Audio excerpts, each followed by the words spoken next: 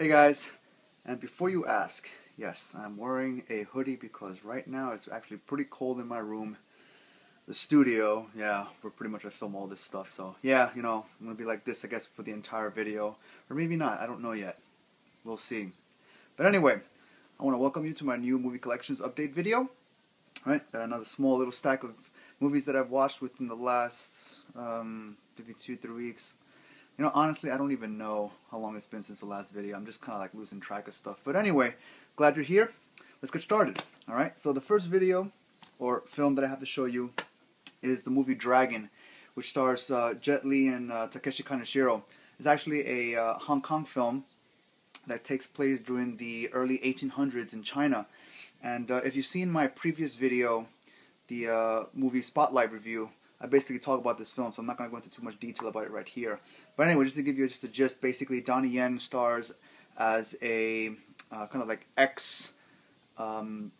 guess you could call it assassin, or just an ex-member of a cult of assassins. And he's basically trying to get away from the group.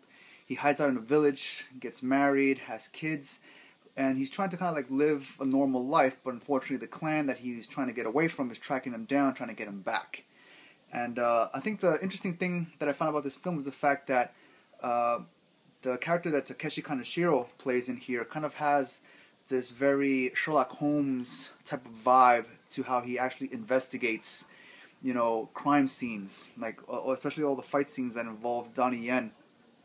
He kind of has like this, like I said before, this very Sherlock Holmes type of way of examining the crime scene, and he's basically picturing in his head how the actual events did happen, even though Donnie Yen keeps claiming that no, it didn't happen this way. It's like, what's interesting is that Donnie Yen kind of plays like this goofy character, which is kind of like a first for him, because in all these previous other films, for those of you that have been following Donnie Yen's career, is that he plays this very strong, assertive type of roles, where he'll definitely dive into conflicts and fight full on with confidence. And here he does the opposite of that, which is at least for me it's new. I've never seen him do that before.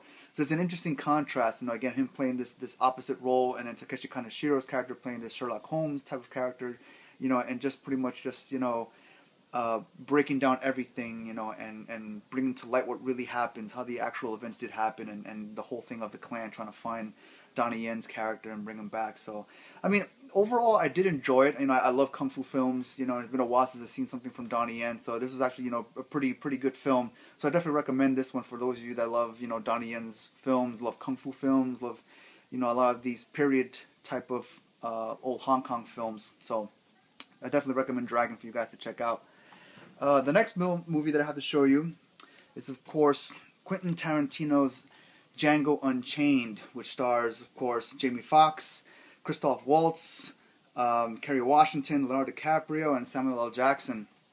Now, I've seen several of Quentin Tarantino's previous movies, such as the Kill Bill series. I've seen Inglourious Basterds. I've seen, what else have I seen? I can't think of anything else right now. I'm sure there's others, I just can't think of them at this point. But anyway, this still follows in the vein of, Quentin Tarantino's usual style of filmmaking, with a lot of, exaggerated blood and gore, which of course just adds to just the level of, craziness that you can expect from a Quentin Tarantino movie. But it's still enjoyable. I still enjoyed this film for what it was, which is basically about Samuel L. Jackson's character Django basically trying to get his wife back from being sold during I think this takes place before the Civil War. So again, the selling of African American slaves. So it's basically about Django's character trying to get back to his wife, get her back, and along the way he's actually meets up with Christoph Waltz's character, who kind of frees him and helps him to get his wife, who's played by Kerry Washington, back from Leonardo DiCaprio's character, who's the person that actually bought her. And I have to say that again, it's a great story, of redemption, revenge, just the dynamics of, I guess, racial interaction between blacks and whites in here also plays a very interesting role, especially between Christoph Waltz's character and Jamie Foxx's character. Again, Jamie Foxx, Django, of course, being an African American slave, and Christoph Waltz's character playing, I believe his name is Dr. Schultz, being of German descent, you know, so I find that pretty interesting, that dynamic, that relationship that's forming between the two of them, you know, as they're trying to help each other out, you know, and ultimately trying to help Jamie Foxx get his wife back. So I definitely enjoy those elements, you know, and all the scenes that basically have Christoph Waltz and Jamie Foxx's characters interact with each other, just trying to get to know each other. I totally enjoyed all those particular scenes. And I have to say that I'm really impressed with Leonardo DiCaprio basically playing this very plantation owner that basically has no remorse towards anything that he does.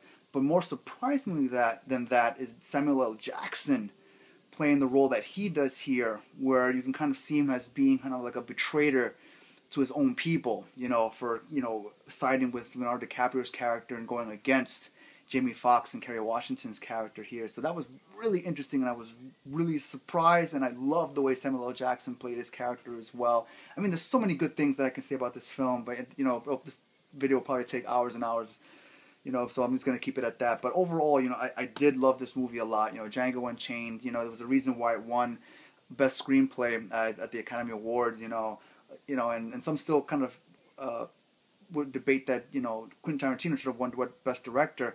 And I would have to agree with them, you know, on that as well. But, you know, other than that, I mean, overall, this was still a great film to watch, and I definitely recommend this for anyone who hasn't seen Django Unchained.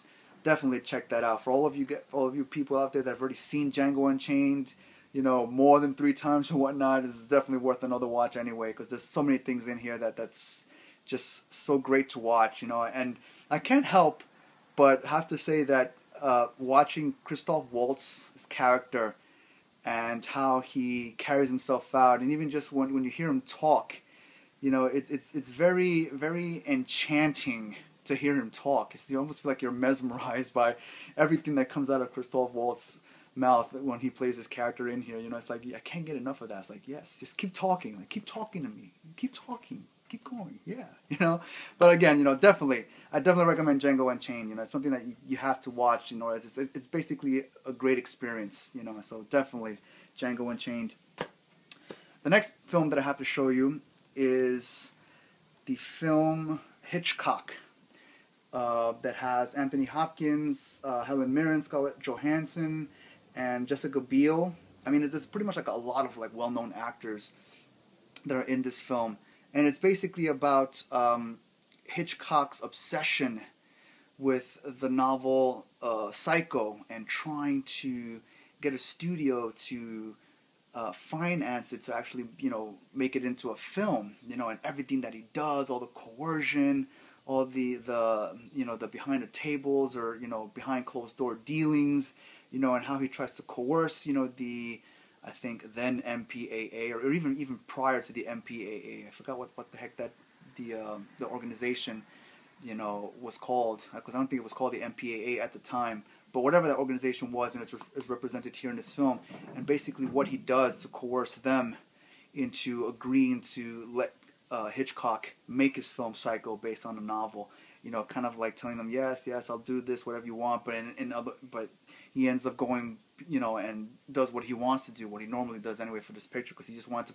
produce the most realistic form of film that's horror as well as suspenseful, you know, what we all know which is Psycho. So I have to say that I was really surprised with Anthony Hopkins playing the role of Alfred Hitchcock. It took a little getting used to at the beginning, because I kind of, you know, again, Alfred Hitchcock had a particular type of face that you come to recognize.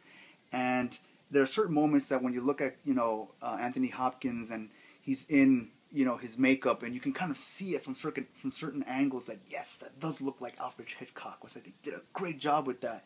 You know, and in some other parts, you know, it's kind of like, not so much. But again, just the presentation, again, how Anthony Hopkins, you know, imitated Alfred Hitchcock's, you know, personality, the way of speaking, his mannerisms was pretty much really impressive, and they were, you know, for the most part, from what I know, pretty spot on. You know, and Helen Mirren did a great job portraying Alma, who was Hitchcock's wife in the film. You know, again, she was great, and I love a lot of films that have Helen Mirren in it. You know, I love her. I love her in those films.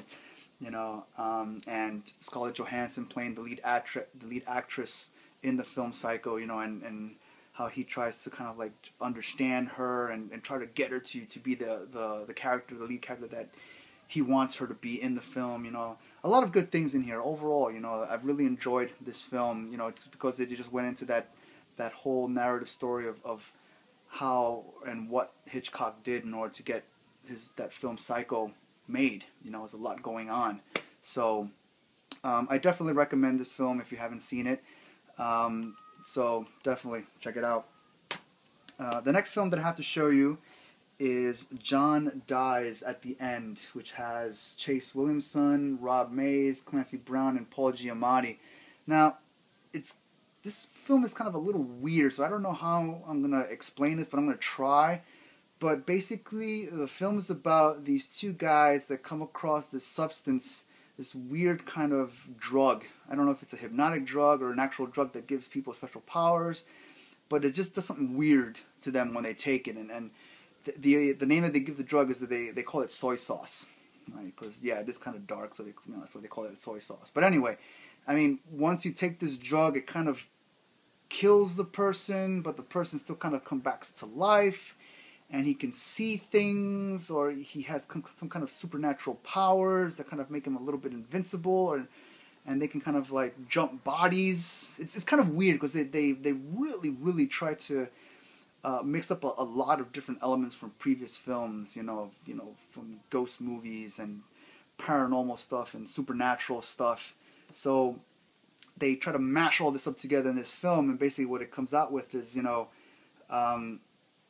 the two main guys that the film focuses on, finding this drug and trying to stop an evil creature from the underworld from coming forward into our dimension and destroying everything.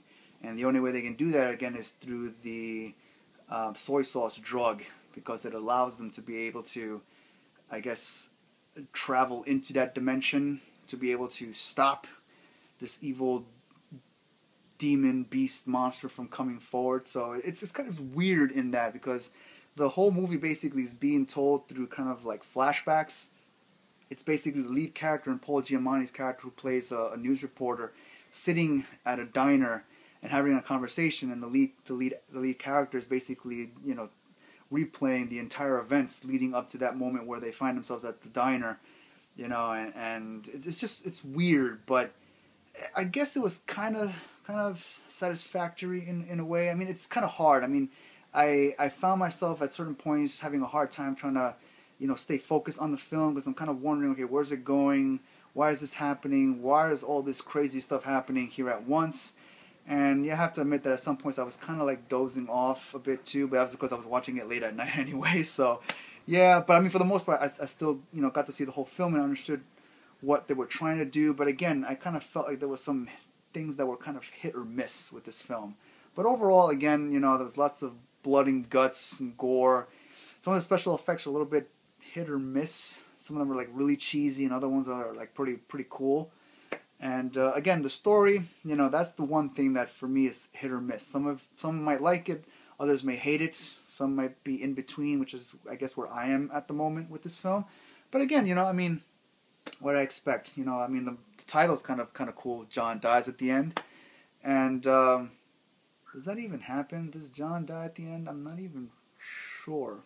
Well, anyway, I mean, if you happen to find it somewhere and you can rent it or whatnot, or purchase it cheap, I would say it's something worth checking out, for an obscure movie night, So definitely, John Dies at the End will be the film for such an occasion. So next, of course, I have a classic. I had this already on VHS. I had it on DVD, and of course, I had to get the 20th anniversary edition of this on Blu-ray, and it is Steven Spielberg's Jurassic Park. I think all these movies were already recently released on Blu-ray. Jurassic Park: Lost World and Jurassic Park 3. I believe just today, at the time of this filming, they released the 3D version of Jurassic Park, which was playing in theaters recently as well. So they released that. But since I don't have 3D anything, and I can only just get the regular Blu-ray, so I definitely got the first one because it's probably my favorite one of the entire trilogy so far.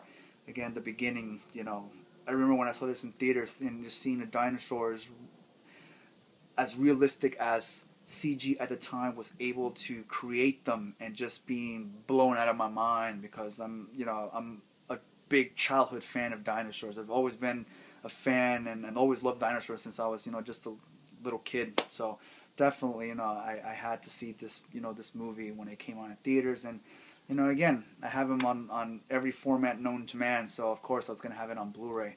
So yeah, I mean, if you guys know what this is about, so there's no reason for me to go ahead and explain it. If you don't know what this is about, well then, I don't know. Anyway, Jurassic Park, definitely something that should have in your collection. Next, I have the film The Master, which is with Joaquin Phoenix, Philip Seymour Hoffman, and Amy Adams.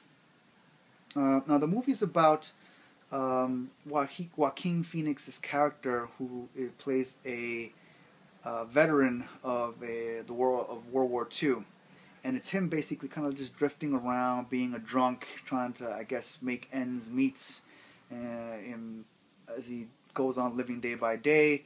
And it kind of centers on his character, or us seeing his character and trying to figure out how he's trying to cope with his problems, and how he tries to deal with that, and what he does to figure out what he wants to do, but primarily just pretty much getting drunk day in and day out wherever he goes. And along one of these particular moments, he happens to get on a boat, and he meets up with Philip Seymour Hoffman's character, who happens to be the leader of kind of this cultist group that goes around preaching the idea of self-exploration, I guess is what you can call it. I mean, it's kind of weird. I may have to watch it again in order to kind of like really understand what his group was actually trying to, get other people to believe in, right? But he has like his own small congregation of people that fully believe in whatever it is that he's saying, and the film basically kind of focuses on the relationship between Philip Seymour Hoffman's character and Joaquin Phoenix's character, as he tries to understand Joaquin's character, and trying to mold him to fit into the group. Because Joaquin Phoenix's character, of course, he has his problems. Again, being a war veteran, of course, that really does something to you anyway. And his excessive alcoholism that he goes through, always drinking left and right, and even creating his own concoctions, which is kind of like how he ends up getting on Philip Seymour Hoffman's character's good graces to begin with anyway. So, that whole relationship thing of them trying to figure out how to pre-program Joaquin Phoenix's character to kind of like just fit in with them, even though you can see that at certain moments, Joaquin's character just can't fit in. It's branching out. It just feels like he just wants to break free and just be his own person, but they're just trying to strap him in, and it's weird, what they're trying to do to his character. But the whole thing about it is just seeing how they're trying to do that, and just seeing Joaquin Phoenix basically really explode and bring this character to life, which is one of the main pluses about this film, is just seeing how Joaquin Phoenix transformed himself into this character. It's really amazing, just the level of acting that he exhibits in this film. I was really amazed by that. I was kind of like inspired a bit also by his performance in this. So I definitely give Joaquin Phoenix a lot of credit for the portrayal of this character. There's a lot of hurt and turmoil and pain that you see in that character, especially when they're doing that prison scene, when they're both locked up in jail. That part right there, that I felt was one of the strongest scenes in the entire film, and just seeing Joaquin Phoenix pretty much kind of like just explode, with emotion and anger and just everything, just this one big fiery ugly ball in there, but it was really good, very, very captivating, and like I said before, I really enjoyed that scene the most in the entire film. And I definitely recommend this movie for anyone who hasn't seen it. Should definitely check out The Master. It's a really good film. And I give credit to all the actors in this film, because they did a magnificent job, doing what they did here. So definitely The Master I recommend.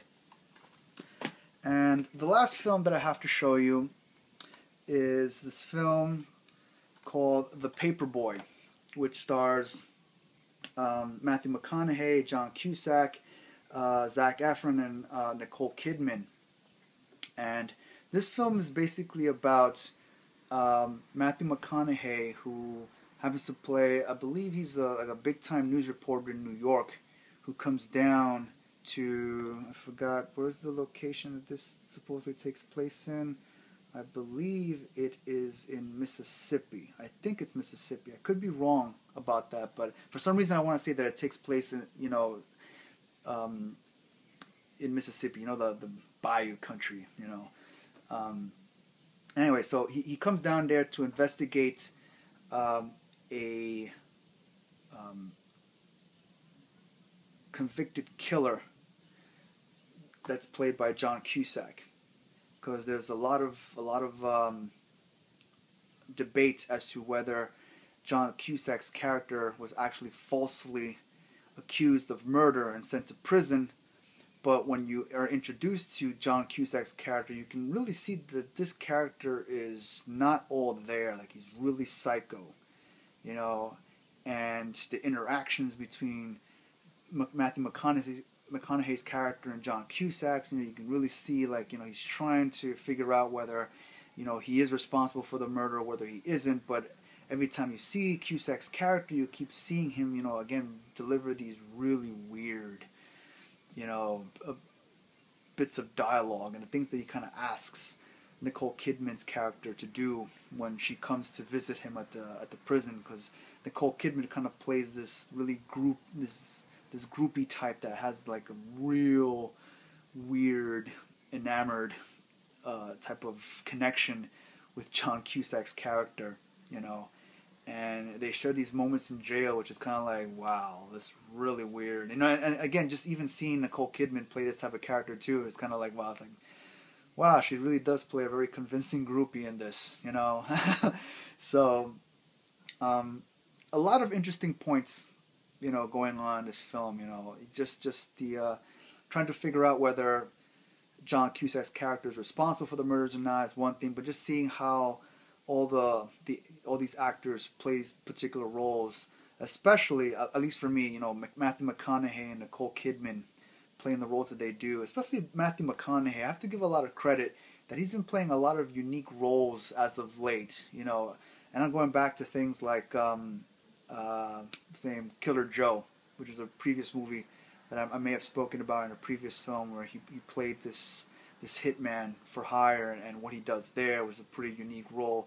And then I believe he's coming out with a new film, very soon, called Mud, where he's playing another very unique character. So I'm giving Matthew McConaughey a lot of credit, because he's actually doing a lot of very interesting films where he's playing very unique characters. So, and this one is no exception as well. I mean, he does a terrific job here playing this newspaper reporter, and what he does to try to figure out the truth and just all the other nonsense that he has to put up with while going back to his hometown where the actual crime took place. Definitely, it's something that I would definitely recommend to check out. The Paperboy, if you haven't seen it. It's one of those films that it's kind of like it's one of those films that's lesser known, because I don't think it got a lot of attention or recognition when it was playing in theaters. So it's cool that I actually found this and took it and I watched it, and I have to say that it's pretty cool. It's very interesting for all the character performances, and like I said before, I definitely recommend The Paperboy for you guys to check out. And that's pretty much it for this video, and I hope you guys enjoyed it. Again, as always, if you liked what I had to say about these films, and you like pretty much what I'm doing, kind of like doing like mini reviews of all these films, definitely like my video, subscribe to my channel so you can definitely check out all my other videos that I've done before, and just always be in the loop for new videos that come out. I might also be doing some new kind of like short video segments coming up really soon, so look forward to that. I'll definitely give more updates as I come closer to actually start working on those other short little films that I have in mind. So I'm trying to be as diverse as possible here on this channel. Try to give you guys as much content as I am physically capable of, giving you guys, and doesn't bankrupt me. But anyway, again, I hope you guys enjoyed this video, and stay tuned for the next one. Alright guys, peace.